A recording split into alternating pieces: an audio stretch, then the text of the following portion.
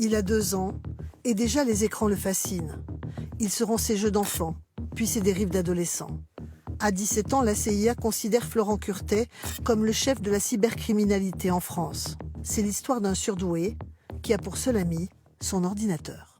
J'avais cet ami qui était toujours là, disponible. Je pouvais l'allumer en appuyant sur un bouton et je découvrais l'immensité des possibilités.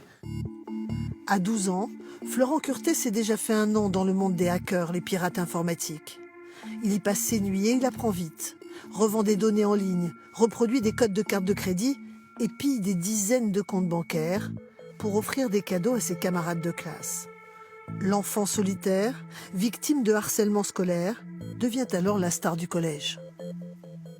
Je ne sais pas si j'achetais une amitié, je pense qu'il y avait des amitiés sincères. J'étais content de tout le temps payer les restaurants à mes amis, de leur acheter des habits, de leur acheter la dernière console de jeu en date. L'argent était dépensé via les cartes bleues, les cartes bancaires. Donc évidemment, je ne choisissais pas un Français si jamais il était question de faire un achat. Je choisissais plutôt un riche Texan avec une carte Centurion, Platini. Parfois, ça pouvait être 20 000 € la journée comme rien du tout. Parfois, ça pouvait être beaucoup, oui, plusieurs dizaines de milliers d'euros la semaine. À cette époque-là, il ne voit pas vraiment le mal. Mais l'aventure va tourner court. Les services américains de la CIA vont repérer le jeune pirate. Après des mois d'enquête, la police interpelle Florent Curtet au domicile familial alors qu'il s'apprête à passer son bac. Je me suis rendu compte que finalement c'était vraiment une grosse affaire avec des dizaines de personnes dans le monde qui ont été arrêtées simultanément. C'était vraiment tentaculaire. Oui. C'est là où je me suis dit, punaise, waouh, t'es allé un peu loin quand même.